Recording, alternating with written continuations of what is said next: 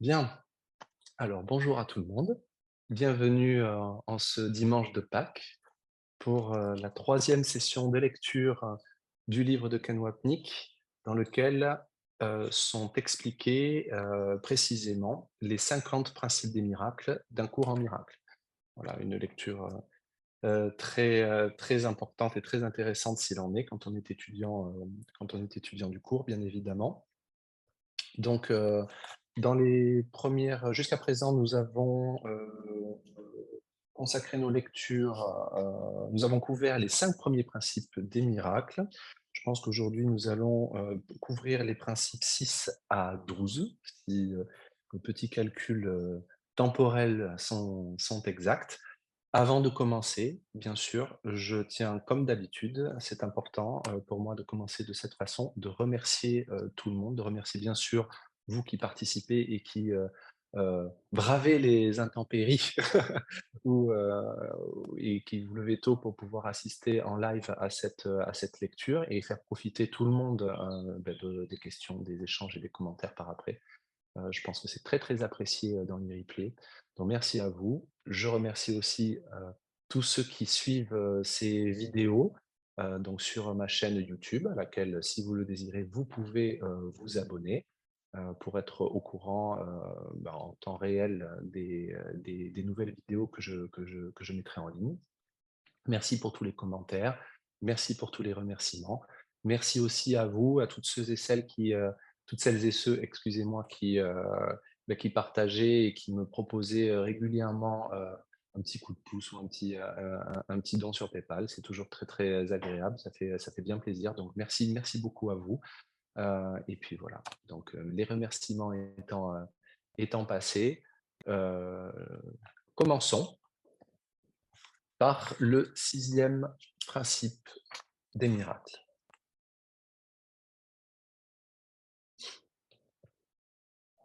Sixième principe, les miracles sont naturels, c'est lorsqu'ils ne se produisent pas que quelque chose ne va pas. Le cours nous enseigne que la chose la plus naturelle en ce monde est d'être en paix et de ne faire qu'un avec Dieu, parce que cette paix vient du Saint-Esprit en nous.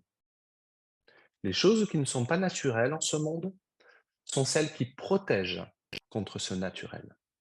Sentiments de colère, conflit, dépression, perte, anxiété. Ces sentiments ne sont pas naturels parce qu'ils ne viennent pas de ce que nous sommes vraiment. En ce monde, les sentiments de paix, de joie et d'union avec les autres reflètent qui nous sommes vraiment. Par conséquent, ils sont naturels. En d'autres mots, lorsqu'un miracle ne se produit pas, et ici nous considérons le miracle comme une extension du Saint-Esprit dans notre esprit, c'est que quelque chose ne va pas car nous avons bloqué le passage. L'ego n'est que cela, une obstruction qui nous empêche d'être conscients de qui nous sommes vraiment. Question. J'avais du mal à comprendre tout à l'heure quand vous disiez que personne n'était plus sain, mais ce que vous venez de dire a du sens. Devant certaines personnes, on fait l'expérience d'une présence, d'un équilibre, en ceci qu'elles ne font qu'un avec elles-mêmes ou avec Dieu. Je suppose que c'est ce que j'appellerais une personne sainte. Réponse. Cela signifie qu'elles mettent moins d'obstacles à leur sainteté que les autres. Dans ce monde, c'est vrai. Plus loin dans ce chapitre, dans un passage que nous n'étudierons pas aujourd'hui, Jésus dit de lui-même qu'il n'est pas différent de n'importe qui d'autre. Il n'est ni plus saint, ni moins saint que quiconque. La seule différence, c'est qu'il a transcendé son ego plus vite que nous. Dans le monde du temps, il est différent de nous parce qu'il n'a pas d'ego. Dans le monde de l'éternité, toutefois, il est égal à nous. C'est pourquoi il dit que ressentir de la révérence envers lui est une erreur, car il définit la révérence comme quelque chose qui n'est justifié qu'en présence de quelqu'un qui est plus grand que soi. Dieu est donc la seule personne envers qui la révérence est justifiée, parce que Dieu est notre créateur. Nous ne devrions pas ressentir de la révérence envers Jésus parce qu'il est notre égal. Il est juste un peu plus intelligent que nous, c'est tout. Par conséquent, nous devrions lui demander son aide. Question. Pour aller un peu plus loin dans tout ce que nous voyons chez les autres et que nous considérons comme saint, est-ce notre propre sainteté que nous voyons? Oui, mais il faut faire très attention. Très souvent, quand je pense que quelqu'un est réellement saint, en fait, je ne fais que me rabaisser moi-même d'une façon très subtile. Je dis que cette personne est plus sainte que moi. C'est presque toujours ce que nous faisons et c'est une erreur. C'est pourquoi, du point de vue du cours, l'erreur qui a rendu Jésus plus grand que nous tous s'est produite. Ce n'était pas une façon d'élever Jésus, c'était une façon de nous rabaisser en disant qu'il est le seul Fils de Dieu. C'était une façon de dire qu'il était pur et parfait, ce qui en réalité était une façon d'exprimer le fait que les gens se sentaient tellement impurs. Ce n'est pas tant un énoncé sur Jésus que sur ce qui est en nous. Nous nous sentions si coupables et pécheurs que nous devions le rendre différent. L'essentiel de son enseignement est que nous ne sommes pas différents, nous sommes tous pareils, nous sommes tous le Christ. La seule différence avec Jésus, c'est qu'il fut le premier à reconnaître qui il était vraiment, qu'il était le Christ, et qu'il aide tous les autres à reconnaître qu'ils sont aussi le Christ.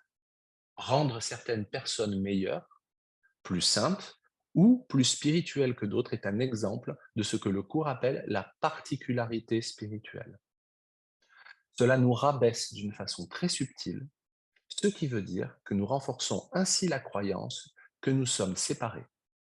C'est aussi le cas lorsque nous pensons que nous sommes plus spirituels que quelqu'un d'autre. C'est le revers de la même médaille. Septième principe. Chacun a droit au miracle, mais une purification est d'abord nécessaire. Purification n'est pas un mot utilisé fréquemment dans le cours. C'est un mot qui a certainement plus de connotations dans le judaïsme ou dans le christianisme, et c'est pourquoi je pense qu'il apparaît ici. Les premières sections et les premiers chapitres du cours, en particulier, font souvent référence au texte biblique, car Hélène connaissait plutôt bien la Bible, surtout le Nouveau Testament, et c'était une façon pour Jésus de l'aider à combler l'écart. Ce qu'un cours en miracle veut dire par purification n'a rien à voir avec le corps. Question. Vous dites qu'Hélène connaissait la Bible, surtout le Nouveau Testament parce qu'elle l'avait étudié. Réponse. Pourquoi la connaissait-elle? Parce qu'elle aimait la lire. Elle aimait la façon dont elle était écrite. Elle a toujours eu un magnifique sens du style et du langage. Elle avait une relation d'amour-haine envers le christianisme et plus spécialement envers l'Église catholique. Mais il y avait une partie d'elle-même qui était très attirée par la Bible et le Nouveau Testament. Elle pouvait en citer des passages entiers. Elle connaissait aussi très bien les dogmes, doctrines et enseignements de l'Église catholique et des principales confessions protestantes. Mais elle n'a jamais fait d'études bibliques proprement dites. Le mot purification, tel que le cours l'utilise, n'a rien à voir avec le corps. On ne purifie pas un corps et on ne prive pas un corps parce que le corps n'est pas impur. Si le corps en soi est une illusion, comme un cours en miracle l'enseigne, alors vous n'avez rien à faire avec le corps. Ce sont nos pensées qui rendent le corps pécheur, impur ou non sain. Ce qui veut dire que ce sont nos pensées qui ont besoin d'être purifiées, pas le corps. C'est pourquoi c'est pourquoi le cours, ne préconiserait jamais de faire quoi que ce soit avec le corps.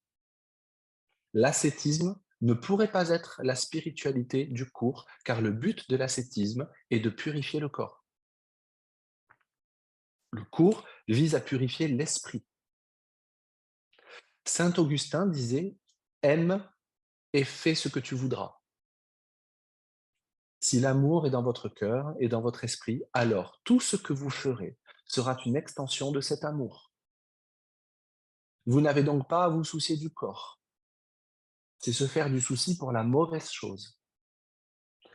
Le problème n'est pas là. Il faut vous soucier des pensées dans votre esprit. La seule pensée qui doit être guérie est la pensée de culpabilité. C'est cela qui doit être purifié. Donc, quand le cours souligne que chacun a droit au miracle, cela veut dire que les miracles sont pour nous tous. Ce qui est aussi sous-entendu ici, c'est que les miracles ne sont pas des choses que certaines personnes font. Les religions officielles font l'énorme erreur d'attribuer certains pouvoirs ou propriétés spirituelles à certaines personnes et pas aux autres. Certaines personnes peuvent faire des miracles et pas les autres. Celles-là sont saintes. Celles-là ont été désignées par les diverses institutions religieuses comme étant capables de faire certaines choses que personne d'autre ne peut faire. Ce que le cours veut dire ici, c'est que nous pouvons faire des miracles. En fait, tout le monde devrait en faire. Le miracle, ce n'est pas de fendre les eaux de la mer Rouge, ni marcher sur l'eau. Le miracle, c'est une perception qui passe de l'ego au Saint-Esprit. Voilà le miracle. Et tout le monde y a droit. Cela veut donc dire que n'importe qui peut être l'instrument du Saint-Esprit ou de Jésus, qui étendent leur amour par nous sous la forme, quelle qu'elle soit, qui est la plus utile et la plus aimante. Nous ne concentrons pas sur les miracles extérieurs.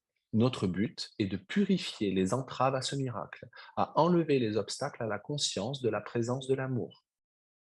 Ce sont nos pensées de séparation qui doivent être purifiées, nos pensées de culpabilité. Elles sont purifiées pour nous lorsque nous demandons au Saint-Esprit de pardonner par nous. Question. Comment pouvons-nous juger ou mesurer les progrès avec le cours? Réponse. Je n'essaierai pas de mesurer les progrès de qui que ce soit à part les miens. Et ces progrès se mesurent à l'extension de la paix que je ressens.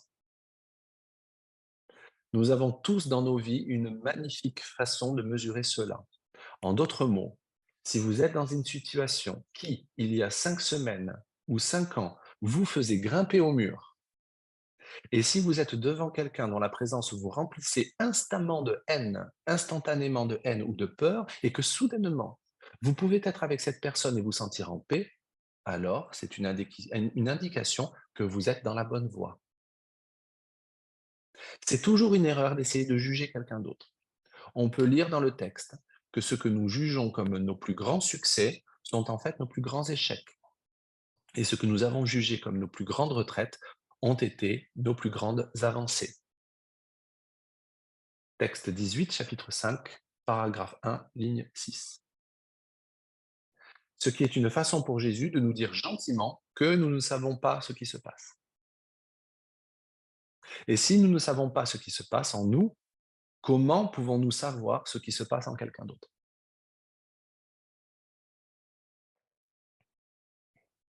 Huitième principe.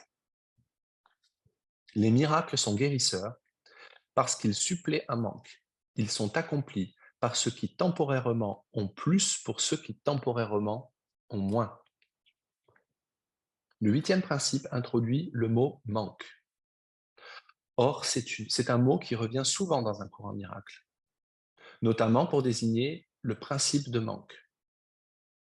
C'est cet aspect de notre culpabilité qui nous enseigne qu'il nous manque quelque chose ou qu'il y a en nous une insuffisance. Bien sûr, l'ego ne nous dit jamais que ce qui manque, c'est Dieu. Dieu est exclu du système de pensée de l'ego, et c'est ce que le cours entend par principe de manque. La croyance qu'il manque quelque chose vient de la perception que l'ego a du monde, qui est un monde de séparation. Nous parlons maintenant de la façon dont le miracle devient la correction de cette croyance dans le manque. Le miracle nous enseigne que nous ne sommes pas séparés les uns des autres, que nous ne faisons vraiment qu'un. Cela, bien sûr, devient un reflet de l'entièreté du Christ. Le miracle enlève le fardeau de culpabilité qui nous empêche de nous souvenir de l'abondance du Christ. Le principe stipule: les miracles sont guérisseurs parce qu'ils suppléent un manque. Voici un autre exemple d'imprécision de langage dans le cours. En fait, comme il est dit d'ailleurs, on ne supplée pas un manque, car cela voudrait dire qu'il existe un manque à combler, ce qui rend le manque réel. Une tournure plus correcte que le cours utilise par la suite serait de dire qu'il corrige une malperception du manque. C'est ce que le miracle fait. Ils sont accomplis par ceux qui temporairement ont plus pour ceux qui temporairement ont moins. Cela signifie que le miracle est accompli par celui qui est dans son esprit juste, par opposition à la personne qui, temporairement, a moins et qui est dans son esprit faux. C'est ce que ces mots veulent réellement dire. Le mot temporairement est important ici. Un passage du texte nous explique que la guérison se produit lorsque le guérisseur est dépourvu de peur. Cela ne veut pas dire que le guérisseur est toujours sans peur. Il l'est seulement dans l'instant où il choisit de guérir au lieu d'attaquer. Nous oscillons sans cesse entre les deux. On lit dans le supplément sur la psychothérapie que le thérapeute devrait avoir une longueur d'avance sur son patient. Les thérapeutes savent bien que ce n'est pas toujours le cas. Et cela ne veut certainement pas dire d'avoir des kilomètres d'avance. Une fois encore, miracle est utilisé ici dans le sens d'une chose que quelqu'un fait. Il est accompli, ce qui correspond à l'usage courant du mot miracle. Neuvième principe. Les miracles sont une sorte d'échange. Comme toutes les expressions d'amour, qui sont toujours miraculeuses dans le vrai sens, l'échange renverse les lois physiques. Ils apportent plus d'amour à la fois au donneur et au receveur.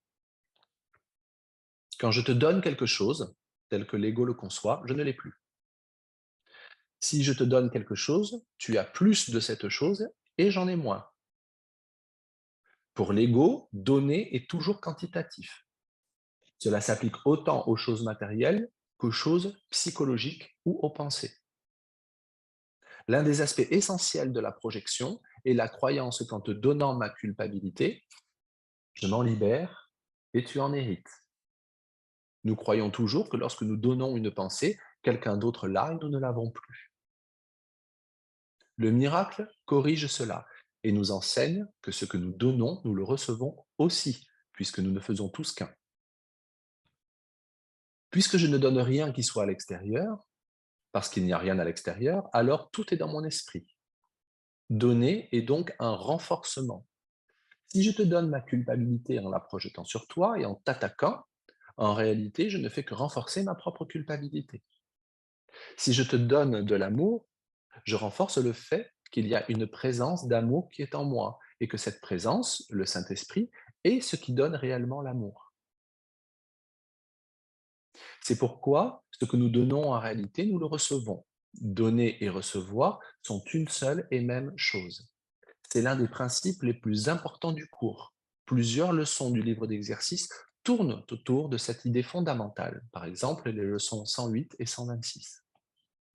Et le texte y revient maintes et maintes fois.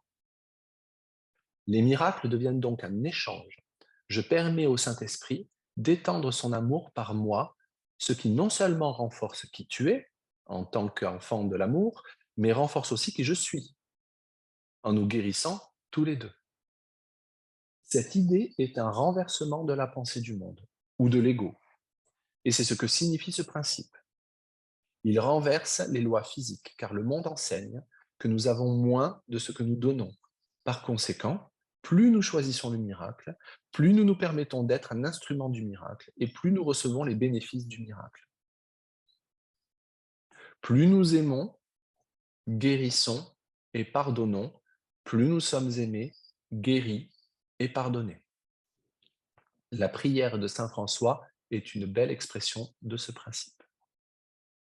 Dixième principe, utiliser les miracles comme des spectacles pour induire la croyance, c'est mal comprendre leur but. Ici aussi, le mot miracle est utilisé dans le sens courant de gens qui font des miracles. Je pense que cela pourrait se traduire par faire des choses pour les autres pour se donner bonne apparence. On pourrait aussi l'appliquer à des personnes ayant ce qu'on appelle des capacités psychiques et qui auraient tendance à en faire étalage pour montrer au monde qu'elles sont meilleures que les autres ou qu'elles possèdent des dons que les autres n'ont pas, qu'elles sont plus saintes, plus sages, meilleures, etc. Ce qui revient à utiliser nos capacités ou nos dons pour servir le but de l'ego plutôt que celui du Saint-Esprit. Question. Dans le cas d'une guérison physique visible, un acte d'amour authentique et non une expression de l'ego, est-ce que la forme sous laquelle elle se manifeste ou s'exprime n'est pas un miracle? Réponse. Oui, le miracle, c'est la jonction dans votre esprit. Vous pouvez dire que la guérison est un effet du miracle. Mais le miracle est quelque chose qui ne se passe que dans l'esprit, car c'est le seul endroit où il y a un problème. Le miracle est la décision de se joindre au Saint-Esprit et par là de se joindre à cette autre personne. Ce qui se passe ensuite, on peut l'appeler l'effet du miracle. C'est une distinction très importante. Autrement, il y a danger de trop s'investir dans les apparences et les effets apparents du miracle. Et après, quand ils ne se produisent pas, nous pensons que quelque chose ne va pas. Et, ce qui est plus important, que nous n'allons pas, que nous sommes des ratés. C'est un vrai piège dans lequel les guérisseurs de ce monde peuvent tomber. Ils développent une relation particulière avec ceux qu'ils essaient de guérir. Ils deviennent dépendants d'eux parce qu'ils en ont besoin pour se sentir valorisés.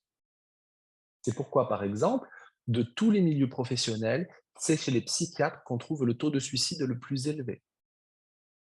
Si leurs patients ne vont pas mieux, selon leur propre jugement du mieux, et les gens ont la fâcheuse manie de ne pas faire ce qu'on aimerait qu'ils fassent, alors ils ont échoué. Avec le temps, le fardeau de cet échec, entre guillemets, devient trop lourd et le suicide est la seule issue. 11e principe, la prière est le véhicule des miracles. C'est un moyen de communication du créé avec le créateur. C'est par la prière que l'amour est reçu et c'est par les miracles que l'amour est expérimenté. Ce principe introduit l'idée de prière, un mot qui n'est pas souvent utilisé dans le cours. Habituellement, le cours considère la prière comme une sorte de requête, une façon de prier pour quelque chose ou pour quelqu'un. C'est dans ce sens qu'un cours en miracle emploie d'ordinaire le mot prière, et comme il est dit plus loin dans le texte, la seule prière qui ait une signification est la prière pour le pardon, parce que ceux qui ont été pardonnés ont tout. Donc, texte 3, chapitre 5, paragraphe 6, ligne 3. Quand on prie Dieu pour que quelque chose se produise au niveau du corps, qu'il s'agisse du sien ou de celui de quelqu'un d'autre, on rend le corps et le monde réel, ce qui veut dire qu'on est tombé dans le piège de l'ego. Comme on l'a vu plus tôt, cela revient à dire à Dieu ce qu'il devrait faire. Vous êtes alors en train de lui dire, voilà mon problème. Ou bien, voilà ce dont j'aimerais que tu t'occupes, et maintenant je m'attends à ce que tu le fasses. C'est encore un exemple de l'arrogance de l'ego qui usurpe la place de Dieu. Ainsi, quand on lit dans le cours que la seule prière qui ait une signification est la prière pour le pardon, cela signifie que la seule chose pour laquelle nous devrions prier, c'est que notre esprit soit guéri et qu'il passe de la façon de penser de l'ego à celle du Saint-Esprit. C'est ce que notre petit désir accomplit. C'est une façon de prier le Saint-Esprit pour qu'il nous aide à partager sa perception du monde à la place de la nôtre. Le Saint-Esprit n'a pas besoin de se faire dire où il devrait étendre son miracle ou son amour dans le monde. Tout ce qu'il faut, c'est que nous nous ôtions du chemin, ce que fait le pardon, afin qu'il puisse agir par nous et se servir de nous comme de ses instruments. Le supplément, le chant de la prière, utilise la métaphore de l'échelle, dont le dernier échelon est la prière mystique ou la prière comme expérience de communion avec Dieu. Tous les autres échelons sont des pas vers cette expérience. Cela commence avec l'idée de prier pour des choses ou pour d'autres personnes. Et nous progressons jusqu'à reconnaître que nous ne prions pas pour les autres. Nous prions vraiment pour nous-mêmes. Le cours emploie donc presque toujours le mot prière dans le même sens, de prier pour des choses, que la religion traditionnelle, mais il y a bien sûr un point de vue différent.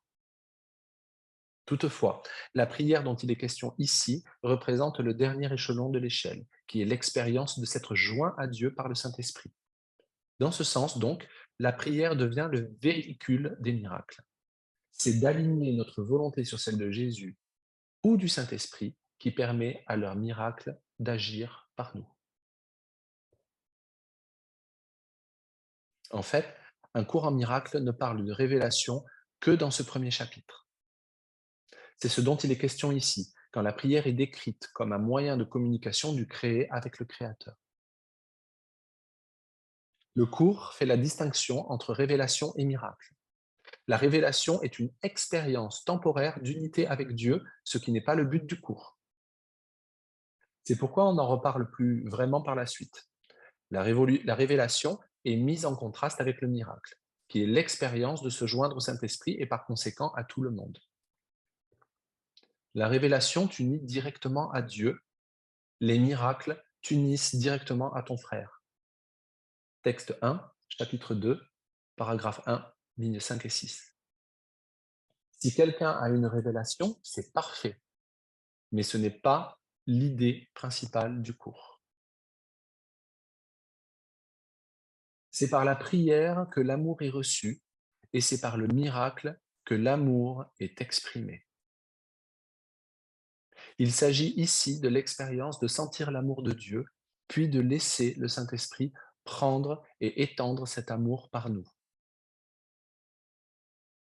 Le but de tout cela est donc de nous laisser purifier de toutes les choses qui pourraient empêcher le Saint-Esprit de nous utiliser comme canaux pour son amour. Question. Qu'en est-il des prières à la fin du livre d'exercices? Toutes adressées à Dieu le Père. Réponse. Voilà un autre exemple d'incohérence de langage ou de vocabulaire. On sait qu'ailleurs, dans un courant miracle, il est dit très clairement que Dieu ne connaît rien de ce monde. Le rêve du Fils endormi qui est en dehors de son esprit. Il serait donc insensé à ce niveau de le prier, mais le cours n'est pas strictement attaché à une forme d'expression. Ici, il utilise Dieu comme métaphore du Saint-Esprit, qui est sa voix. On trouve la même chose à la fin du chant de la prière, où la première personne est Dieu lui-même. Le cours laisse donc au lecteur le choix de la forme. Demandez l'aide de Dieu, du Saint-Esprit, du Christ, de Jésus ou de quiconque avec vous êtes à l'aise. Cela n'a pas d'importance. 12e principe. Les miracles sont des pensées. Les pensées peuvent représenter le niveau inférieur ou corporel de l'expérience ou le niveau supérieur ou spirituel de l'expérience. L'un fait le physique et l'autre crée le spirituel. Ce principe est très important. Si les miracles sont des pensées, le miracle est donc l'échange des pensées de l'ego pour celles du Saint-Esprit. Les miracles sont des pensées car tout est pensé. Rien n'a d'existence en dehors de notre esprit. Le miracle est la pensée qui corrige ou défait la pensée de séparation de l'ego. Ce principe est un autre exemple de ce que j'appelais plus haut le niveau 1. Le cours peut être compris à deux niveaux différents, niveau 1 et niveau 2. Le niveau 1 est le fondement métaphysique du système de pensée du cours. Tout est soit vrai, soit faux. Tout est soit de Dieu, soit de l'ego, et il n'y a pas d'entre-deux, pas de compromis.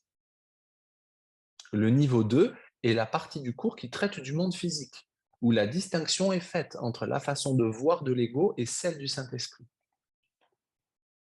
Dans ce principe, qui relève du niveau 1, on distingue deux sortes de pensées.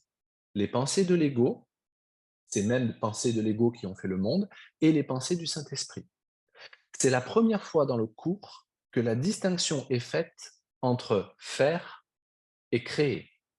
Le pur esprit crée et l'ego fait. Plus loin dans le texte, on trouve une explication plus détaillée. Le mot créer n'est utilisé que pour désigner l'activité du pur esprit, et cela n'a aucun équivalent et n'a rien à voir avec quoi que ce soit dans ce monde. À ce niveau, le niveau 1, nos pensées peuvent être soit du pur esprit, ce qui signifie qu'elles créent, soit de l'ego, et alors elles font. Il y a deux sortes de faire, ce que j'appelle le niveau 2. Mais ce n'est pas ce dont il est question ici. L'une est le faire de l'esprit faux et de l'ego, qui non seulement a fait le monde, mais a fait également un système de pensée et une façon d'être en ce monde qui renforce la séparation. Ou nous pouvons avoir des pensées de la partie juste de notre esprit divisé, qui viennent du Saint-Esprit, et qui défont la séparation de l'ego. Bref, Il y a en ce monde 2 façons d'être. L'une est la façon de l'ego et l'autre est la façon du Saint-Esprit. Les 2 sont illusoires parce que les 2 opèrent dans ce cadre. L'idée cruciale est que les miracles sont des pensées correctrices qui remplacent celles de l'ego. On peut dire aussi que les miracles reflètent le principe de création ou d'extension du pur esprit au ciel. Or, eux-mêmes sont des illusions car ils se produisent dans le monde de l'illusion et corrigent donc ce qui n'a jamais été.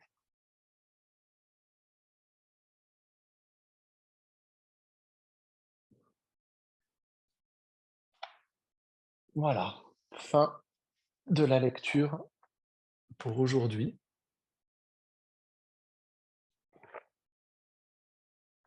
Avant de commencer les échanges et les partages, je vous propose qu'on prenne quelques minutes, quelques minutes pour se recueillir ou pour prier, tel que le cours nous l'enseigne. Voilà, donc comme je le dis d'habitude, vous êtes sur une chaise, vous êtes sur un fauteuil, sur un transat à l'extérieur peut-être, vous asseyez-vous, le dos le plus droit possible, voilà, dans une position qui nous garde éveillés, une certaine dignité dans la position. Regardez autour de vous, détendez la mâchoire, détendez les muscles, détendez les muscles du visage. Vous pouvez prendre une grande inspiration et sur l'expiration, vous pouvez fermer les yeux.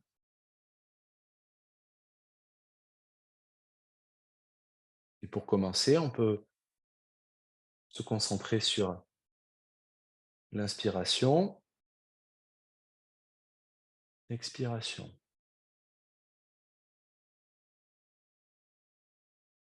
l'inspiration, l'expiration.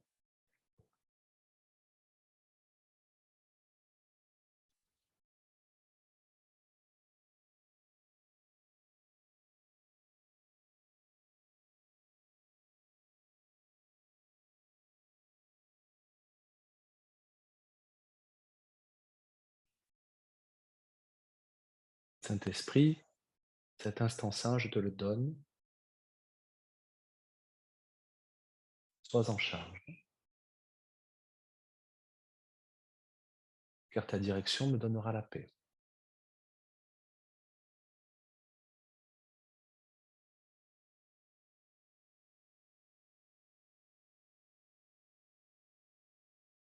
Guéris mon esprit,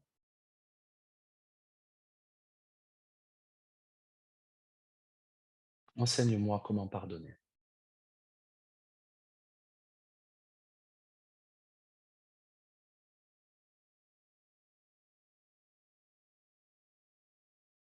Montre-moi le monde tel que tu le vois.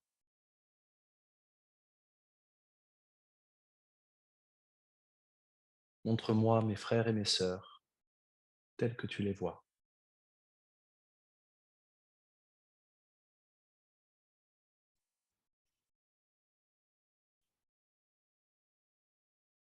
Je suis désireux de relâcher tout ce que je pensais du monde, tout ce que je pensais de mes frères et de mes sœurs, de relâcher ma perception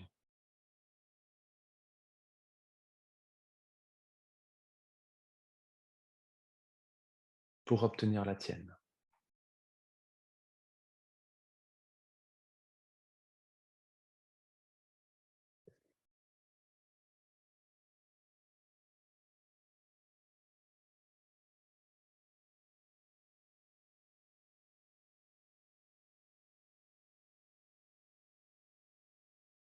Pardonne-nous nos illusions, Père,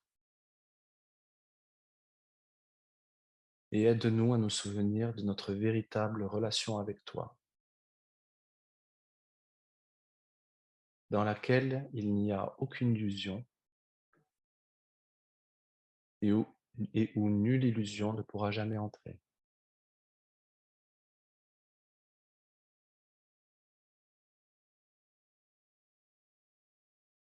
Notre sainteté est la tienne.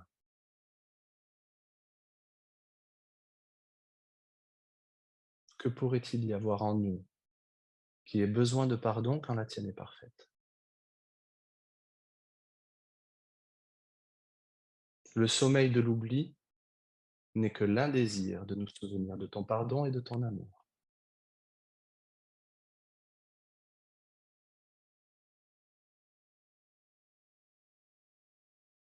Ne nous laisse pas nous égarer en tentation, car la tentation du Fils de Dieu n'est pas ta volonté.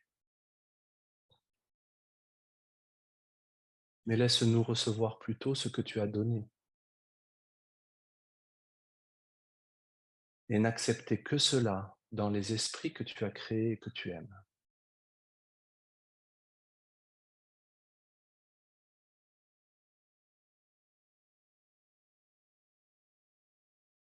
Amen.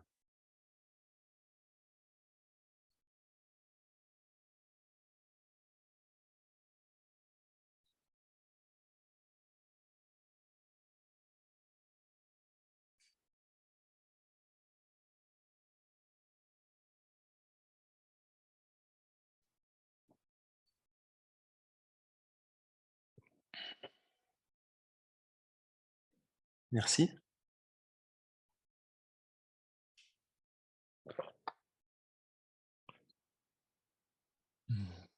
Bon, je vais rétablir les micros.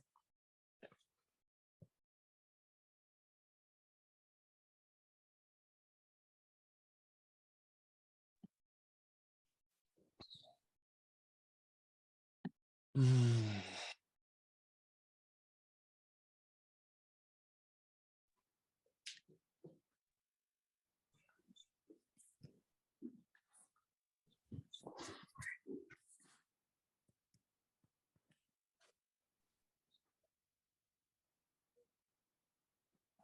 C'était très joli. Pendant la lecture, mon regard s'est posé vraiment sur toi, Eric, et tu as le soleil, me semble, à côté. Et à un moment donné, c'était vraiment un halo de lumière sur toi, et c'est comme si l'image était transparente, tu vois.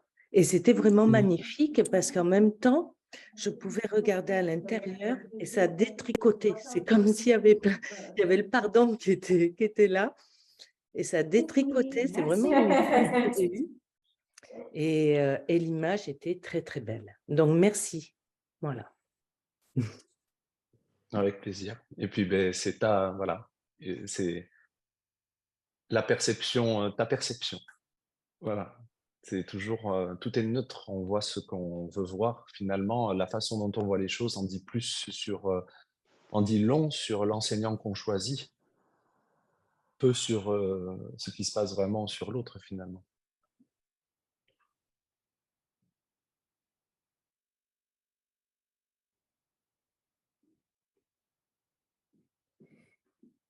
Ah, Ève, on te voit? Tu as déjà acheté un Ouais, ordinateur? non, c'est que mon ordinateur s'est déconnecté, alors du coup, j'ai pris le téléphone. Ça s'est déconnecté Ah, pendant la c'est ça. méditation. Ah, je me suis dit: «Putain, là, il y a un miracle». Non, je pense que mon esprit égo était pas très disposé à méditer et du coup, il a coupé la connexion internet et Ah, je me c'est suis pas grave. reconnectée avec mon téléphone parce qu'avec le PC, c'est trop aléatoire. Mmh.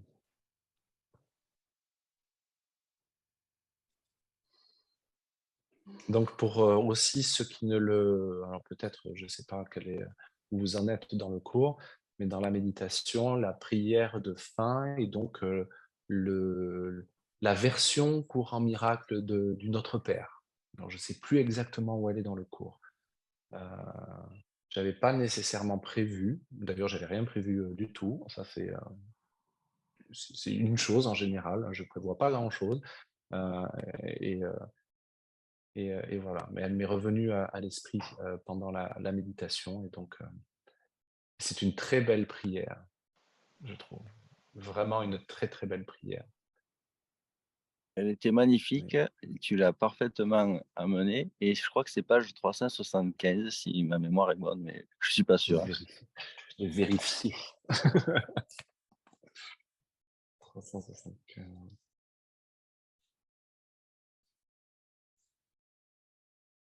Oui, absolument. Chapeau. Dans le texte 16, le pardon des illusions, chapitre 7, la fin des illusions, et donc c'est la prière de fin. Alors, vous me pardonnerez si jamais il y avait un petit mot qui a différé ou quoi au caisse, mais je pense que l'esprit de la prière était là. Et vraiment, cette partie à la fin de dire, ouais, il dit pardonne-nous nos illusions. J'aime bien aussi quand il rappelle que notre sainteté est la tienne, puisqu'on s'adresse à Dieu, on a la même sainteté. Que pourrait-il y avoir en nous qui ait besoin de pardon? C'est quand même magnifique. Et surtout, ne nous laisse pas nous égarer en tentation. Là, on s'adresse à des gens qui ont une culture judéo-chrétienne, qui ont une culture catholique. Parce que la tentation n'est pas ta volonté. Là aussi, on est en train de dire non, non, c'est pas un test, hein, contrairement à la tradition catholique, mais de recevoir ce que tu as donné et de n'accepter que cela dans les esprits que tu as créés, que tu aimes. Donc en fait, toute la prière est une prière de guérison de l'esprit. Toute la prière, la véritable prière est aide-moi à guérir et à enfin n'accepter que ce que tu as donné et qui est déjà à moi. Mon seul problème est que je veux autre chose.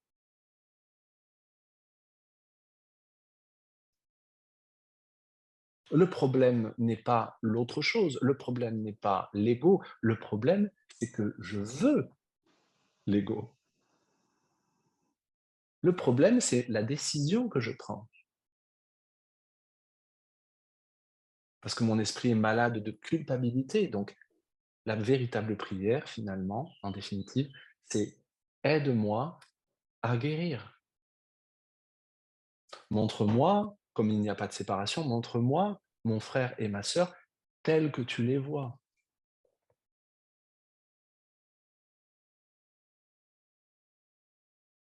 C'est Si je passe mon temps, si je passe mon temps, excuse-moi, si je passe mon temps à dire: «Je vois tout», moi, c'est ce que je me dis à moi, hein, «Je vois tout le monde beau, gentil». Non, c'est super, mais c'est encore moi qui essaie, entre guillemets, «de faire gonfler mon petit amour».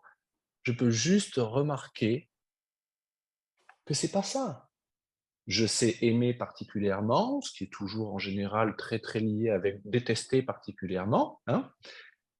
Je peux juste me poser et dire: «OK, c'est comme ça. De moi-même, je ne peux rien, mais je peux te demander de l'aide parce que mon désir, c'est pas à moi de faire gonfler mon petit amour particulier, c'est de voir comme toi tu vois». Et la prière, elle est faite et on n'attend pas de résultat. Et le miracle, c'est cette demande, en fait. Ça me rappelle une anecdote de Hélène, une anecdote qui est décrite dans Absence from Felicity de Ken Wapnick. Et c'était avant qu'elle note le cours et elle avait fait elle était dans le métro et elle le décrit dans une lettre à Bill que elle passait une soirée absolument horrible, hein.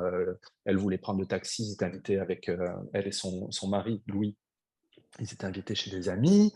Elle voulait prendre le taxi parce qu'elle, elle ne se déplaçait qu'en taxi. Puis Louis lui disait mais non, c'est à 3 pâtés, 3 blocs, on va y aller en métro. Donc elle était scandalisée.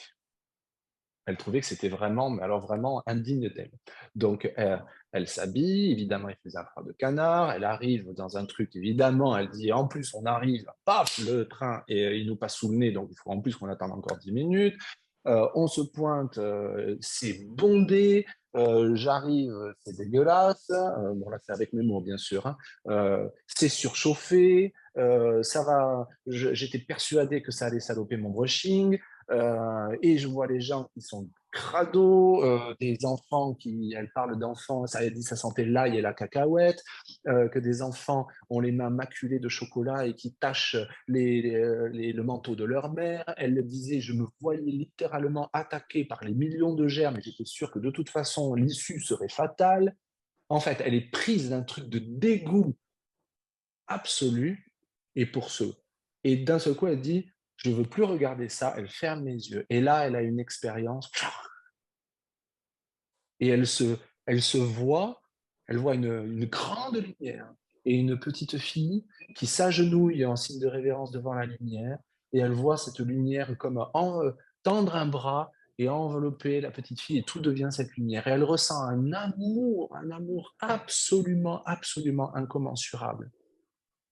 Et quand elle rouvre les yeux, un peu hébétée, toute la scène est transformée et elle voit, elle ressent de l'amour absolument pour tout le monde et elle ressent à quel point chacun est précieux et chacun est d'une beauté absolument indicible. Et puis, ça s'estompe et l'ancienne vision, l'ancienne perception revient.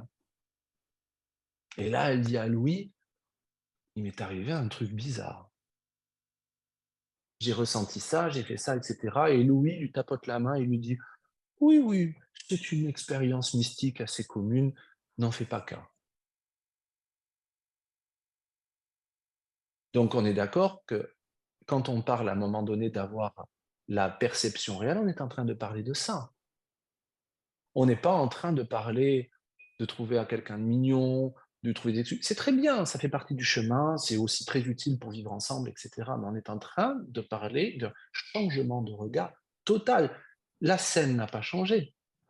La perception de Hélène a changé. Pourquoi? Parce que d'abord, elle a ressenti, elle a accueilli cet amour absolument inconditionnel et incommensurable en elle, et donc du coup, tout ce qu'elle voit est empreint de cet amour. C'est quand même assez absolu hein, comme expérience. On peut juste remarquer que c'est peut-être pas nécessairement l'expérience qu'on a tous les jours. Voilà. Donc on fait de notre mieux, soyons aimants du mieux qu'on peut, mais voilà, juste souvenons-nous de ça. Tu veux que je mette la main à chaque fois que... Non. Mais non. Parce que tout à l'heure, tu parlais de problème. Mmh. Et tu as dit finalement le problème. Alors attends, j'essaie de me souvenir. C'était de ne pas être capable de demander. De demander à l'Esprit Saint, Mmh. tout en fait. Mmh. C'est ça? Mmh. Bon.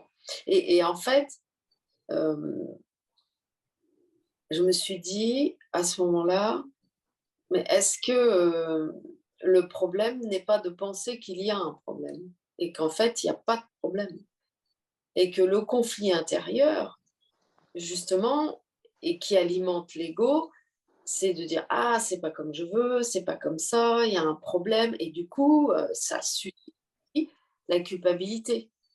Et le plus difficile, c'est de se dire bah, en fait il n'y a pas de problème et donc d'accepter ce qui est et où on en est, tel qu'on est. C'est peut-être ça le plus difficile Mmh. parce qu'il y a l'ego qui voudrait qu'on soit ceci, cela, comme ci, comme ça. Tu vois ce que je veux dire? Mmh.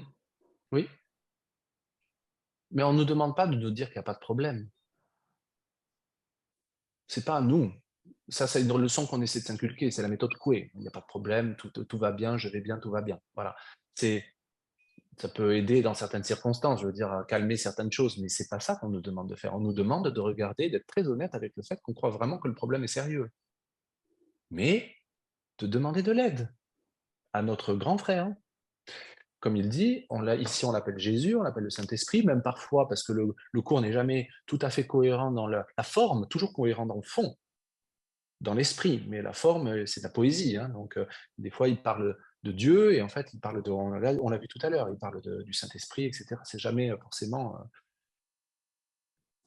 On demande de l'aide. Mais on ne peut pas demander de l'aide si on commence à partir du principe que non, non, non, non, il n'y a pas de problème. Ok. Si je vois un psy, encore une fois, pour moi, Jésus, le Saint-Esprit, c'est comme le psychothérapeute universel, le psychothérapeute parfait, celui qui ne juge pas, celui qui se souvient qu'on fait qu'un, enfin, etc., etc. Quand je vais voir un psy, je ne vais pas à ma séance en disant, il n'y a pas de problème. Le psy, à la rigueur, il va dire, bon, cool, mais il ne peut pas faire son boulot, on l'a mis au chômage. Je dois aller voir le psy en lui disant, voilà mon problème. Le problème, c'est quand à un moment donné, on dit au psy, je veux que tu résolves mon problème. Parce que là, c'est ce qu'il dit, c'est-à-dire qu'on amène Dieu, on lui dit ce qu'il doit faire. C'est-à-dire qu'on rend le problème réel. La bonne façon d'aller voir notre psy universel, c'est de dire, voilà mon problème, je te l'abandonne, enseigne-moi comment le regarder autrement. Et là, on s'ouvre à une leçon.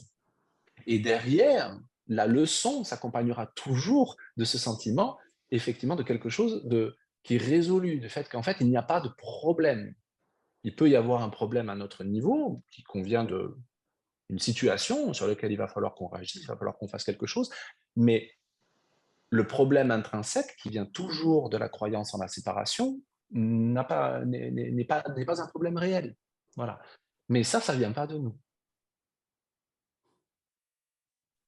Donc je crois qu'on fait beaucoup plus de progrès quand à un moment donné, on ne se juge pas et quand on dit, je crois qu'il y a vraiment un problème, que j'ai vraiment un problème, mais je suis désireux de m'ouvrir à une leçon qui ne vient pas de moi et je suis désireux ou désireuse de m'ouvrir à une réponse qui n'est peut-être pas celle que je crois être la meilleure.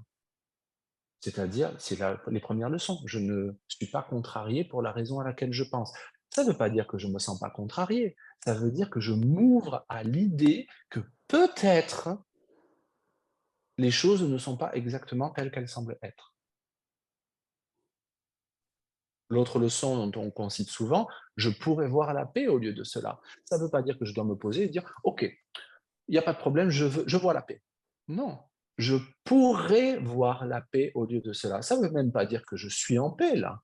Ça veut juste dire que je m'ouvre à l'idée que si je voyais les choses autrement, que je le désirais, je pourrais, dans les mêmes circonstances, faire une expérience de paix. Est-ce que ça veut dire que je dois être en paix maintenant? Non. Ça veut juste dire que si je me sens contrarié et si je ne fais pas une expérience de paix, c'est que j'ai choisi de faire cette expérience, que je pourrais faire une autre expérience. On revient au pouvoir de l'esprit de choisir.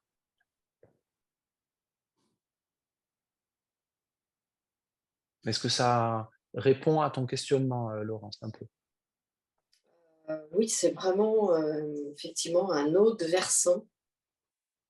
Parce que moi, j'avais travaillé, donc, comme je t'avais dit, mais on nous entraînait à dire dans tout problème, puisque tout est illusion et que c'est créé par l'ego, bon, je le traduis à ma façon, hein, en fait, le problème que je crois, dont je parle, finalement, c'est moi qui l'ai créé, donc il n'existe pas.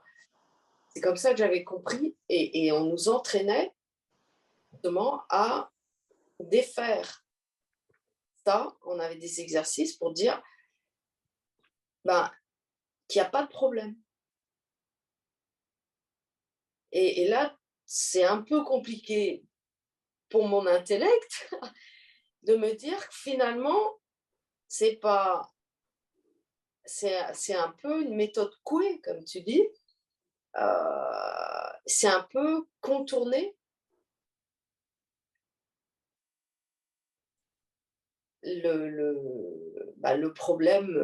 Ça ne va pas l'enlever. On ne demande pas de nier le problème. Voilà. Oui, on arrive à un moment donné à une expérience que le problème n'est pas là où on pensait qu'il était. Donc, quelque part, il n'y a pas de problème. Mais je pense que c'est vraiment important de se rendre compte de ne pas utiliser ça comme pour nier le fait qu'on croit qu'il y a un problème. Et je le dis parce que ça se passe souvent, parce qu'il y a beaucoup, beaucoup d'étudiants du cours et d'autres spiritualités qui utilisent les principes spirituels pour nier ce que le cours dit très clairement, que c'est un usage du déni particulièrement indigne. On ne nous demande pas de nier nos expériences, on nous demande de les regarder honnêtement, de demander de l'aide pour avoir le courage d'en reprendre la pleine responsabilité, donc quelque part de cesser de la projeter et de blâmer le monde extérieur ou nos frères et nos sœurs comme étant la cause de nos problèmes, et de demander de l'aide pour changer de perception. C'est-à-dire pour passer de la perception de l'ego à la perception du Saint-Esprit. On ne peut pas faire cela si on utilise ces principes, qui sont des très bons principes, qui sont des principes très aidants, pour nier le problème. Donc c'est un équilibre à trouver. Là encore une fois, c'est difficile. On ne peut pas juger. Quelqu'un va pouvoir dire, en fait, la vérité c'est qu'il n'y a pas de problème, et peut-être que la personne parle d'une expérience profonde.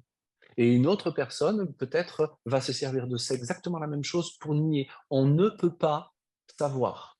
La seule chose qu'on peut savoir, sur laquelle on peut être honnête, c'est comment c'est pour nous. Ça, c'est entre nous et nous-mêmes et le Saint-Esprit, j'ai envie de dire.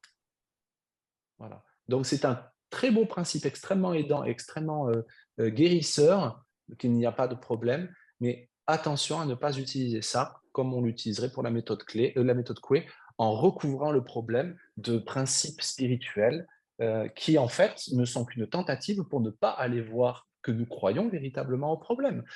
Nous, c'est pas de dire il n'y a pas d'ego. Oui, au niveau 1, c'est vrai. Mais nous sommes ici, complètement identifiés à nos personnalités, à nos psychologies, à nos égos. Donc, dire de grâce, arrêtons de penser je ne suis pas un corps, c'est très joli. Oui, ultimement, oui, mais aujourd'hui, il vaut mieux regarder le fait que je m'identifie au corps, sans jugement et sans culpabilité. Le problème n'est pas du tout le corps, le problème c'est la culpabilité, le problème c'est d'en faire quelque chose de sérieux.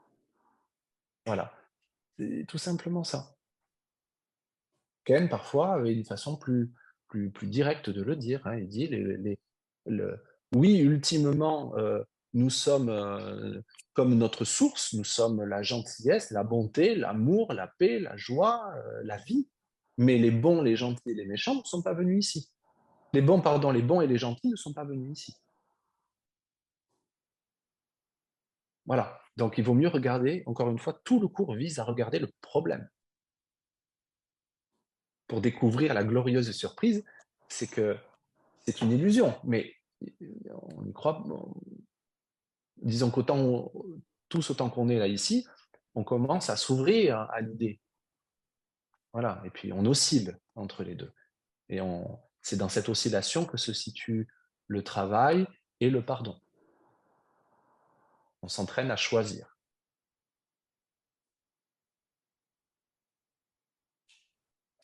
Merci. Avec plaisir. C'est clair. Eric, Oui, Nicole?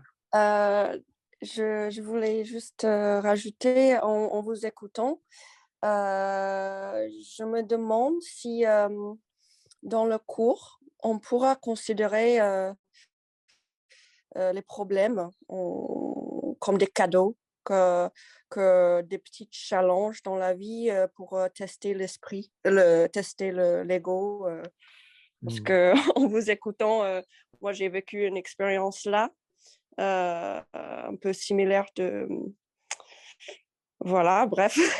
et du coup, pendant la méditation, j'avais un changement de perception et j'ai vu tout positif dans cette petit challenge. Et voilà, du coup, finalement, ça devient un peu un problème et un cadeau, non? Oui, alors oui, tout à fait. Ça me fait penser tout de suite à une leçon du cours.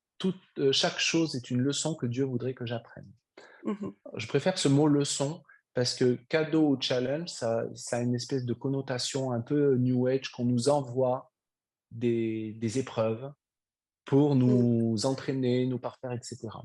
Ça ne saurait être la position du cours. Dans la position du cours, c'est plutôt, dites plutôt, tu t'es inventé un monde et plein d'aventures et de scénarios destinés à rendre réelle la pensée de séparation, et le Saint-Esprit, ou Jésus, ou comment, enfin ce principe d'unité en nous, t'aide à traverser ça et à regarder ça différemment.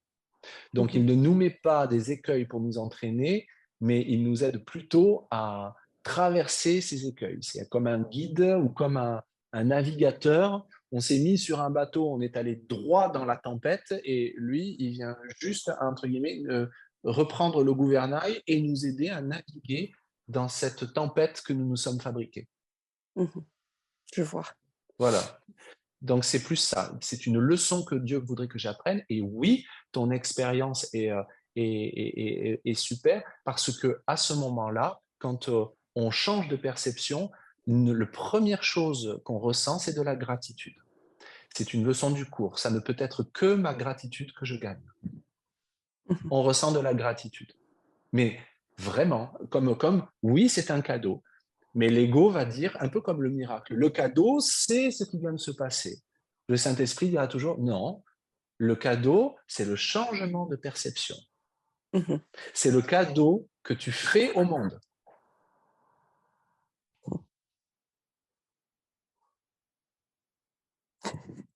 Oui, d'accord.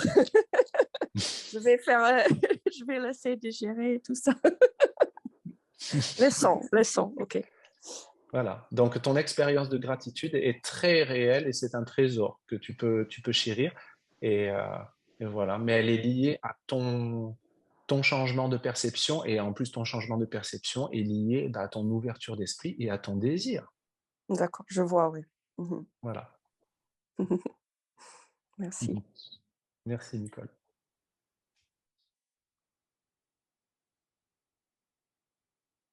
Une histoire personnelle comme ça, où c'était pour le travail. Il y a des années, j'avais une relation extrêmement compliquée avec un de mes patrons. J'étudiais le cours déjà, alors j'étais plein de je me pardonne, je veux le voir. Voilà, en fait, j'essaie de recouvrir le problème. C'est-à-dire que pour moi, le fait d'avoir cette haine, cet agacement et clairement d'avoir envie de lui arracher les yeux, c'était pas acceptable pour un étudiant du cours. Donc, du coup, il fallait vraiment que pendant des mois,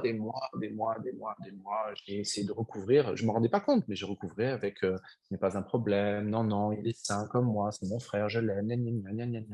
Bon, avec quelques petits succès, mais la plupart du temps, je me le reprenais comme une claque derrière et voilà. Enfin, c'était vraiment insupportable. Et un jour, je sais plus exactement ce qui s'est passé, c'est pas très intéressant, mais là, j'en pouvais plus. Je suis parti limite en claquant la porte, hein, et j'avais 10 minutes, un quart d'heure pour rentrer, pour retourner au métro, pour rentrer chez moi. Et là, j'étais vraiment dans un monologue intérieur. Je crois même que je parlais tout seul. Enfin, tout seul. Je parlais pas tout seul, mais les gens, ils ont dû me prendre vraiment pour un dingue. Peu importe, je m'en fiche. Et à un moment donné, j'ai été honnête. J'ai dit, non, mais en fait, la vérité, c'est que j'arrive pas à pardonner. C'est chiant ton truc, ça marche pas. La vérité, en fait, tu veux que je sois honnête avec toi. J'ai envie de lui arracher les yeux et de lui mettre dans le. Je n'en pouvais plus, je n'en pouvais plus, je n'en pouvais plus. Et donc, j'ai continué, puis ça marche pas, puis qu'est-ce que je peux faire? Enfin, regarde comment il se comporte. J'arrive dans le métro, et le fait de passer la porte, je sais pas, à un moment donné, j'ai dit, tu sais quoi, en fait, j'en ai marre, j'en ai marre. Ok, je m'en fous d'avoir raison, d'avoir tort, je m'en fiche. Je m'en fiche. Tout ce que je veux, c'est la paix. Et là, je me suis assis, et, et ça a été une expérience absolument magnifique. Je me suis ressenti, je pourrais presque dire un peu comme Hélène, en fait. C'est une expérience d'un seul coup, j'ai eu l'impression qu'il y a eu un courant d'air lumineux qui a tout balayé. D'un seul coup, tout était OK. Tout était, je ressentais vraiment de l'amour, de la gratitude, quelque chose de vraiment, vraiment, vraiment fort. Et effectivement, quand j'étais un peu estomaqué, ça a duré vraiment tout le trajet. Je suis même sorti une ou deux stations plus tôt pour reprendre un peu mes esprits, et je n'avais, en pensant à mon frère, à mon boss, entre guillemets, j'arrêtais pas de dire merci, merci, parce que grâce à ça, je commence à comprendre ce que ça veut dire le pardon. Grâce à ça, je commence à comprendre ce que ça veut dire la paix. Grâce à ça, voilà. Donc c'est une gratitude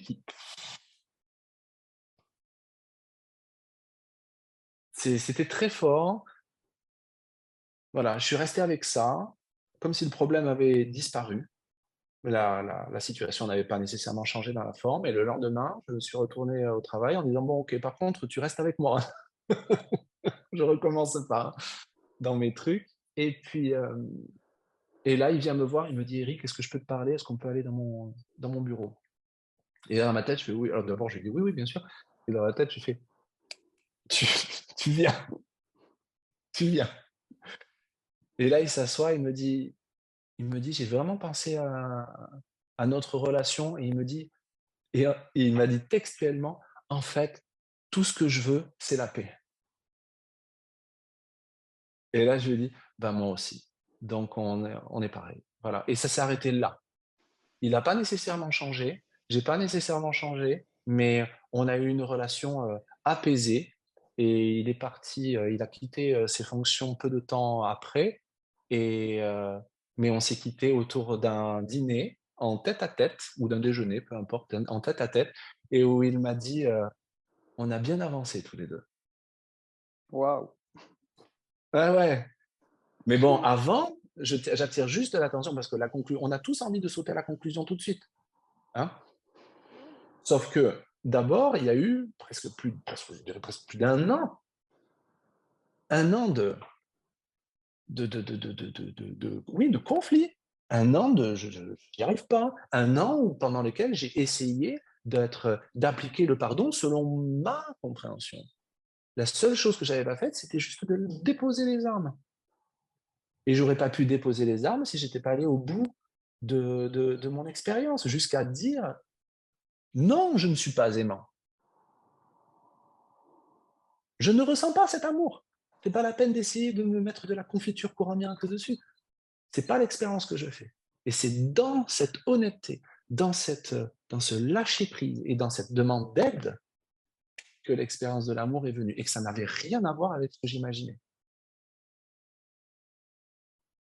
Donc voilà, c'est et quand on parle de purification, bah, la purification, c'est aussi passer au travers de ça, c'est-à-dire aller voir à quel point nous ne sommes pas aimants.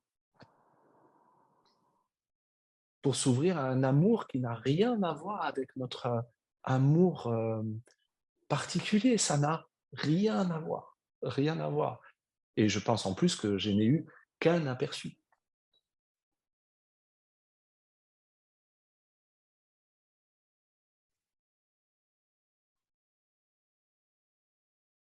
Et comme on disait tout à l'heure avec les principes des miracles, ça ne fait pas du tout parce que je raconte ça, ça fait pas du tout quelqu'un de moi, quelqu'un qui est mieux ou qui a plus compris le cours ou pas du tout.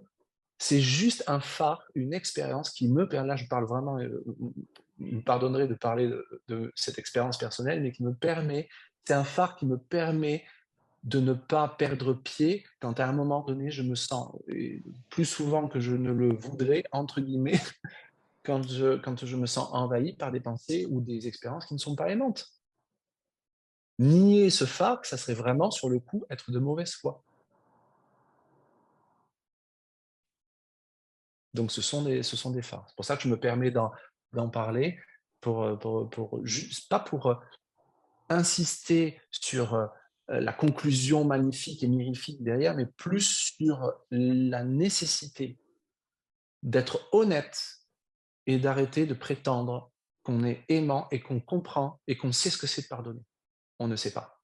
Parce que quand on a l'expérience, on se rend compte à quel point on ne savait pas. Et tout le cours est axé sur le fait d'aller voir les blocages, pas sur l'expérience. L'expérience, elle est là, elle n'a même pas besoin qu'on s'en préoccupe. Elle est là. C'est nous qui avons mis plein de blocages pour ne pas faire cette expérience. Donc il faut qu'on regarde les blocages. Ce qui veut dire regarder notre ego, notre particularité, notre haine particulière, notre angoisse, notre anxiété, et d'être honnête, c'est la nôtre, c'est nous qui la choisissons, et on peut en parler à notre psy, merveilleux psy aimant universel.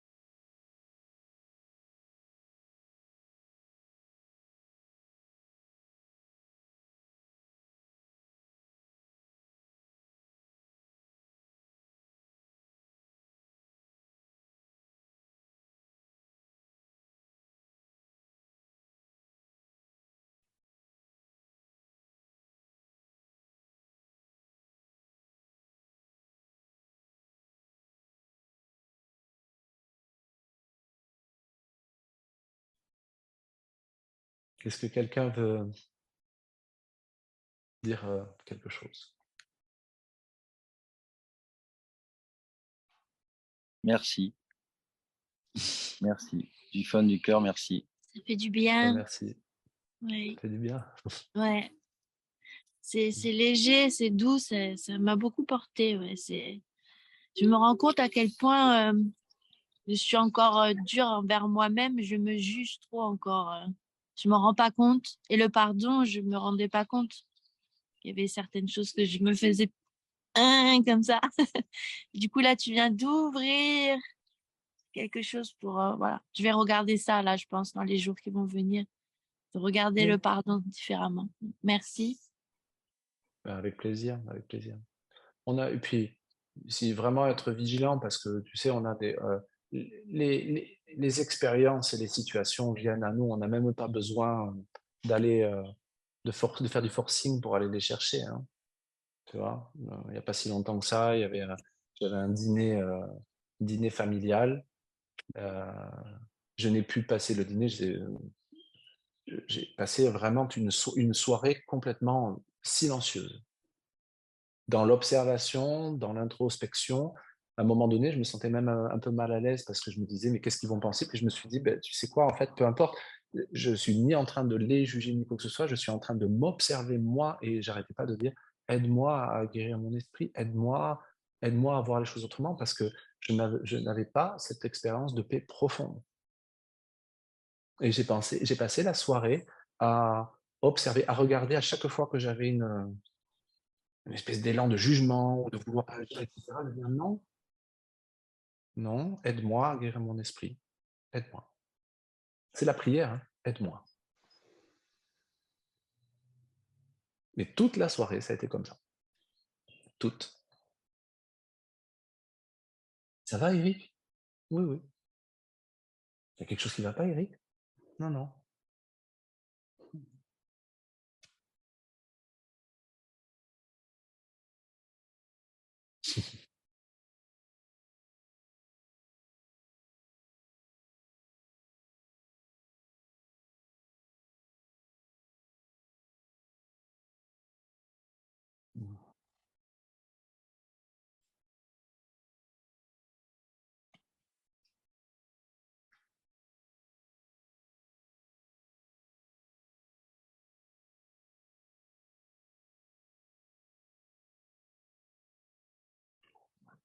Si, est-ce que quelqu'un a encore envie de témoigner de quelque chose ou de partager une expérience peut-être ou d'un commentaire? Ou même, peut-être de dire qu'il y a quelque chose qui ne va pas, hein? Ou exprimer un désaccord, hein, c'est possible aussi. Ouais, moi j'aimerais bien partager un truc. Ah, vas-y Katrina. Bonjour Eric. Alors, Bonjour. j'ai une situation, donc dans mon ancien, pendant des années, j'ai eu un groupe du Grand Miracle qui se rejoignait chez moi. Et il y a eu un conflit entre moi et une autre personne. Bon, j'ai un peu pété un câble, mais je trouve que l'autre personne avait largement sa part. Bon, bref, le groupe s'est arrêté. Il y avait deux choses qui se passaient, il n'y avait pas que ça. Et depuis, ils ont recréé un groupe et j'en ai été exclue. Voilà, donc je ne suis pas invitée à ce groupe que c'est moi qui avais créé il y a quelques années. Donc, bon, voilà, donc j'ai des sentiments de rejet, d'exclusion. Et bon, j'y pense pas. Hier, c'est revenu sur le plateau, bon, et j'en parlais à une copine qui connaît les gens, et elle trouve aussi que voilà, c'était moi le bouc émissaire, quoi. On m'a fait le bouc émissaire. Bon, bref. Et moi, j'essayais un peu de protéger les autres, oui, mais bon, ils font le mieux qu'ils peuvent, blablabla. Enfin, on est un peu dans les deux, quoi. J'ai de la colère, j'ai du rejet, mais j'essaie d'être dans l'amour. OK. Je rentre chez moi, il y a une bagarre entre des gamins. Il y a un petit Albanais au 3e étage avec qui j'enseigne le français en bénévolat. Et puis tous les autres gamins, c'est des petits Marocains qui commencent à se battre, tout ça. Ils sont toujours en train de se bagarrer, tout ça. Et moi, j'ai un bon lien avec tous ces gamins. Voilà, ils ont jardiné avec moi quand ils étaient petits. J'habite dans une zone à risque, comme on dit, hein, entourée de HLM, même si c'est une petite propriété privée. Donc, voilà, c'est limite HLM, enfin bon, bref. Et ils commencent à se battre. Donc, moi, je casse la bagarre. Comme je les connais tous, ils m'écoutent quand même plus ou moins. Je crois que j'en ai rien que j'écoute, il allait me taper dessus. Et le petit Albanais, il n'arrêtait pas de faire ça. Tu vois, comme il allait leur couper la gorge, quoi, tu vois. Et apparemment, plutôt, il avait sorti un couteau. Bon, après, il m'a dit que c'était un couteau en plastique. Bon, bref, c'est difficile de savoir exactement ce qui s'est passé. Ils étaient un peu 10 contre 1, mais bon, ils ne se battaient pas physiquement, mais ils étaient prêts à se sauter dessus. Donc, j'éloigne le petit Albanais, je le ramène chez lui, chez sa mère au 3e étage, j'essaie d'expliquer à la mère ce qui se passe. Il me dit que c'est un couteau en plastique. Bon, bref. Après, je dis, bon, bah, c'est bon, à moi, je sors, j'ai pas envie de rentrer trop dans le drame, tu vois, c'est bon, là, j'ai arrêté la bagarre, je rentre chez moi. Et après, je vois que la mère, elle est redescendue avec le gamin, sauf qu'il parle pas français, donc c'est compliqué pour parler aux autres gamins. Bon, bref, ils sont en train d'essayer de parler, de se recommencer à se battre, ça s'arrête. Bon, bref. Après, il y a un autre couple qui arrive qui essaie d'arranger les choses, donc je suis rentrée chez moi. Bon, bref, donc voilà. Mais bon, ça va recommencer, quoi. Tu vois, voilà, j'ai cassé une bagarre, mais je me dis, voilà, c'est quand même, c'est arrivé après que je parle à ma copine de mon sentiment d'exclusion envers ce groupe du courant miracle. Qu'est-ce que ça représente pour moi? Tu vois, je suis en train d'essayer d'amener la paix entre deux groupes complètement ennemis, on va dire. D'un côté, je protège un petit peu le petit Albanais parce qu'il est tout seul contre 10, même s'il a largement sa faute dans tout ça. Hein. Mais bon, c'est clair qu'il doit avoir un sentiment d'exclusion et de rejet aussi, hein, parce qu'il devrait bien jouer au ballon avec les autres et puis ça va pas du tout, quoi. Donc voilà, tu vois, alors j'ai beaucoup prié, je suis rentrée, j'ai beaucoup prié. Je dis, OK, Saint-Esprit, tout en occupe parce que moi, je sais plus quoi faire là-dedans, tu vois. Mais voilà, ça me fait un peu peur. Et puis les gamins, ils voulaient appeler les flics. Je me dis, si les flics arrivent, les Albanais, ils sont là illégalement, ils n'ont aucun papier, ils risquent de se faire virer. Donc en plus, j'ai envie de les protéger. Ah, mais ça m'a vraiment pris la tête. J'ai cru que j'allais pas dormir. Bon, puis j'ai réussi à dormir. Mais j'essaie de vraiment voir mes projections. Tu vois, est-ce que c'est ma propre haine? J'ai vraiment une haine de ces gens du groupe du courant miracle. Merde, c'est censé être un cours sur le pardon des relations et ils m'excluent du groupe parce que un jour j'ai osé être en colère alors que l'autre nana en qui j'étais en colère, elle envoyait des pics tout le temps à tout le monde, mais ça c'était pas grave, tu vois. Moi je pète un câble une fois et tu vois, et on m'exclut complètement, tu vois. Donc j'essaie de voir un peu toutes mes projections là-dedans et puis la partie de moi qui essaie de sauver les choses entre l'Albanais et puis les autres gamins. Tu vois, je suis pas complètement claire là-dessus. Mais je pense qu'il n'y a pas de hasard que ce soit arrivé juste après, l'un juste après l'autre, tu vois. C'est une certitude. Ouais. Mais tu le dis toi-même, enfin, ce qu'on a dit tout à l'heure, il y a une propension énorme chez les étudiants du cours ou d'autres spiritualités à nier la colère qu'il y a en nous. Oui, ouais, On je pense passe que c'est notre ça. temps à prétendre Ouais. qu'on n'a pas de colère, qu'on est Ouais. aimant, Ouais. qu'on est la Ouais. lumière du monde, qu'on est... Ouais. Oui, mais pas particulièrement. Ouais. Et nous, on fait ça pour enjoliver, enrober notre particularité. Voilà. Donc, oui, c'est ce qu'on fait, effectivement. Il y a beaucoup, dans beaucoup de... Tu sais, Ken Watney qui disait que les étudiants du courant miracle, c'était les pires. Oui, ah bah, je veux bien le croire. Hein. Voilà. Donc, on peut le regarder en souriant, mais oui, il y a on te parle de pardon, et puis et on est outré si à un moment donné, quelqu'un... Mais comme on est outré avec nous-mêmes, en disant, mais attends, mais il y a de la colère en moi. Ouais. Ouais. Mais j'ai Voilà, du donc... mal avec la colère. J'ai vraiment... Oui, mais il y a une Mais partie de on moi a qui a tous envie du mal d'écrire, avec, quoi. on a tous du mal avec la colère. Il faut Ouais. juste imaginer, ce monde a été fait, notre expérience, selon le principe du courant miracle, a été fait dans une grande crise de colère. C'est un grand caprice cosmique. Écoute, C'est n'oublie quoi cette pas, partie de moi? ça, voilà, c'est entre toi et ton guide intérieur. N'oublie pas de l'inviter aussi, parce que voilà, personne ne peut te dire à un moment donné si tu dois continuer à le faire ou pas le faire, peu importe. Ce qui est important aussi de remarquer, c'est que le fait que tu te poses toutes ces questions et que tu regardes aussi tout ce qui se passe et tout ce qui se joue en toi est intimement lié au fait que tu es allé un petit peu dans la mêlée. Tu es allé à la rencontre, entre guillemets, de toi-même. Voilà. Si pour des principes spirituels du courant miracle, tu t'étais empêché de faire ça parce que, là encore, mais non, mais nous sommes tous un, je n'ai pas besoin de faire quoi que ce soit, etc., peut-être que tu ne serais pas en contact avec ces pensées et ces émotions. D'accord? Donc, on ne peut pas juger trop de savoir. Tu vois ce que je veux dire? L'important, c'est avec qui tu fais et avec qui tu y vas. Ou avec qui tu ne fais pas ou avec qui tu n'y vas pas. Mais j'essaie de certainement voir pas de que... savoir si tu dois le faire ou pas. Et Ken disait qu'on ne fallait pas, on ne demandait pas d'éviter les désaccords ou d'éviter même les disputes. parce qu'elle portait en elle le potentiel des leçons de pardon que le Saint-Esprit et Jésus voudraient nous enseigner. Ça n'est pas faire l'apologie des disputes. Ouais, ouais. Voilà. Et j'essaie de voir qu'ils sont tous dans l'appel à l'amour, hein. Parce qu'il y a un grand Marocain qui est vraiment dans la manipulation, qui essaie de monter les autres contre le petit Albanais, et l'Albanais qui est dans la réactivité, la rage, qui fait ses signes comme s'il va leur couper la gorge. Et voilà, j'essaie de dire, bah, ils sont tous dans l'appel à l'amour, quoi. Et c'est pas un mieux que l'autre. Tu Bah, vois, tu sais, j'essaie j'ai envie de te de les dire, voir tous tu n'essaies pareils. même pas, en fait, tu le vois. C'est peut-être pas, la perception est peut-être pas complètement parfaite et complètement pure, mais peu importe. À partir du moment où, dans une situation comme ça, tu es capable de te rappeler qu'il y a une autre façon de voir et qu'il y a possibilité de voir un appel à l'amour, tu es avec le Saint-Esprit déjà. Ouais, L'ego ouais, n'est absolument pas capable de prendre ce recul, hein. d'accord. Ouais, Voilà. ouais, Donc ouais. c'est plutôt pas mal, je trouve. Ouais, merci, ça me fait du bien d'entendre ça. Ouais, Ouais, ouais, c'est ouais. chouette Donc, ce que tu viens de dire, Eric. Ça ah oui, m'éclaire oui, oui, aussi. ça ne veut pas dire que, il le dit dans le Coran, que dans l'instant ça, on ne nous demande pas de ne pas avoir de pensée qui ne soit pure. On nous demande simplement de ne pas en avoir que nous voudrions garder. Mais quand on se retrouve comme ça et que même si on est dans l'émotion, dans le machin, et il y a cette petite partie, cette petite voix qui dit: «Souviens-toi, hein, c'est certainement un appel à l'amour. Il y a une façon d'autre de regarder», c'est le Saint-Esprit, hein.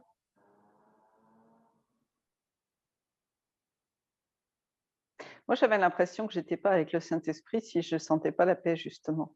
Ah non, non, non, non, Que non, c'était pas hein, suffisant de se rappeler ça. être avec le Saint-Esprit, comme il disait Ken? Être dans l'esprit juste, c'est être dans l'esprit faux et ne pas se juger pour cela. Mhm. Merci Eric, parce qu'en fait, tout ce que tu nous dis est apaisant. Ça fait un bien fou, c'est libérateur en fait. On n'est pas là pour se condamner continuellement, ni nous-mêmes, ni les autres. Et ça fait un bien mais incroyable, quoi. C'est une grande paix, c'est du sourire qui revient. Enfin, merci pour tout. Vous êtes un groupe formidable. Mm. Merci. Bien, merci. C'est vrai que ça fait du bien d'entendre que quand je crois que j'y arrive pas, en fait, j'y arrive quand même. J'ai l'impression que c'est ça que tu es en train de nous dire à tous et qui nous fait du bien. Mm. Oh oui, bah, c'est ce que disait Ken là dans les 50 principes du miracle, on ne sait pas. Certaines ce que nous jugeons comme nos plus grandes avancées sont souvent nos plus grands échecs, et ce que nous considérons comme nos plus grands échecs sont souvent nos plus grands progrès. Nous ne savons pas. Nous, on n'arrête pas de se dire que ça doit être d'une certaine façon, que quelqu'un qui est un étudiant du cours doit être d'une certaine façon ou doit être comme ça. Alors c'est sûr que quelqu'un qui avance dans le cours, comme il le dit, si on veut vraiment mesurer nos progrès, c'est de se dire, ben, peut-être, voilà, c'est comme il le disait, il y a quelques semaines, quelques mois ou quelques années de ça, dans telle situation, je pétais un câble et je perdais complètement conscience. J'étais complètement inconscient. Et aujourd'hui, je suis plus calme. C'est peut-être pas parfait, et c'est peut-être pas parfait tout le temps, loin de là, mais j'ai beaucoup plus de moments calmes, et c'est surtout que même quand à un moment donné, je suis embringué dans le truc, au moins, je sens qu'il y a cette partie en moi qui dit: «Regarde ce qui se passe. Regarde, il y a une autre façon de faire, il y a une autre façon de voir», et même si j'y arrive pas, je suis déjà en train d'observer et déjà en train avec le Saint-Esprit.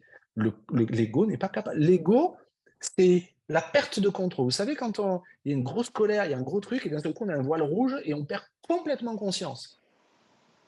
Ça, c'est l'ego, hein. Quand on est en train de s'activer, qu'on est en train d'aider quelqu'un qui est tombé, d'aider quelqu'un dans un accident ou quoi que ce soit, mais qu'on a ce recul, ou qu'on est pris dans un conflit, ou qu'on se fait agresser, par exemple, et même qu'on est peut-être même physiquement en train de se défendre, mais qu'on a cette observation, et encore mieux, ce rappel aussi ténu que ça semble être, parce que la voix du Saint-Esprit parle toujours doucement, que l'autre est en train de faire un appel à l'amour, alors qu'il est clairement en train de faire des gestes meurtriers. Non, mais c'est pas l'ego qui a cette perception-là, hein.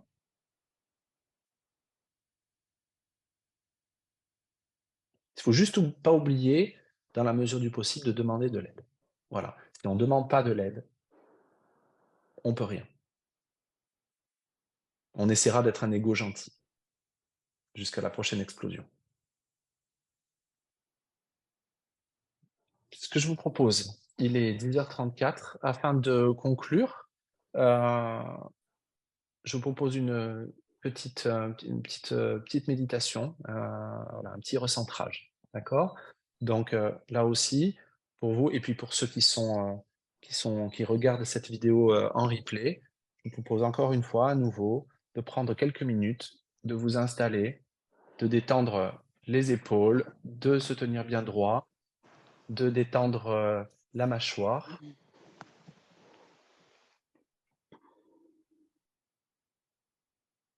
De prendre une grande inspiration et sur l'expiration, de fermer les yeux.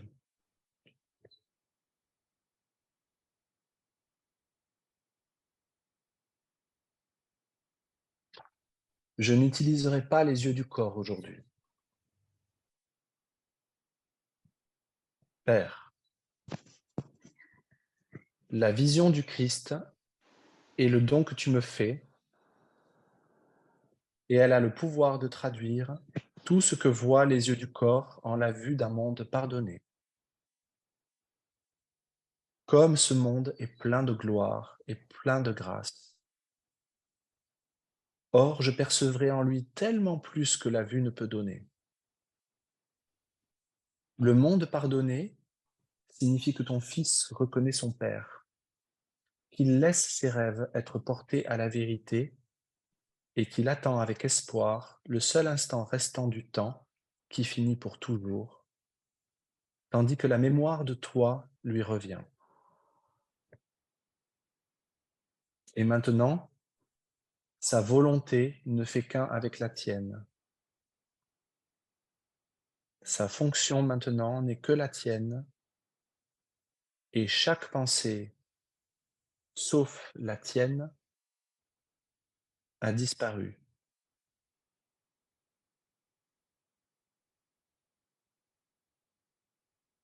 La quiétude de ce jour bénira nos cœurs, et par eux, la paix viendra à chacun. Le Christ est nos yeux aujourd'hui. Par sa vue, nous offrons la guérison au monde par lui, le Saint-Fils, que Dieu a créé entier, le Saint-Fils que Dieu a créé un.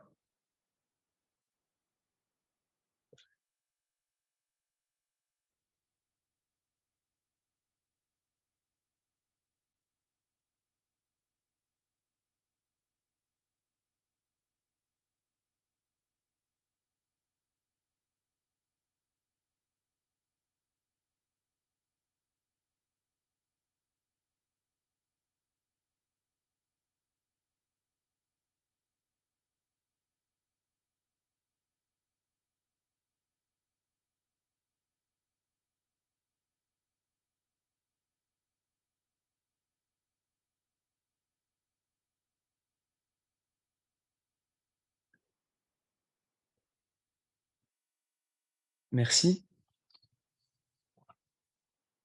Merci beaucoup. Merci à tous pour votre présence. Merci à tous ceux qui ont regardé cette vidéo. Voilà, je vous dis à dimanche prochain, même jour, même heure, et puis Dimanche. à dimanche, et puis on continuera la lecture ensemble. À bientôt, gros bisous. Bye. Bye bye. Au revoir. Ciao, ciao, au revoir. Merci, belle Pâques à vous tous. Merci beaucoup. Ciao, ciao.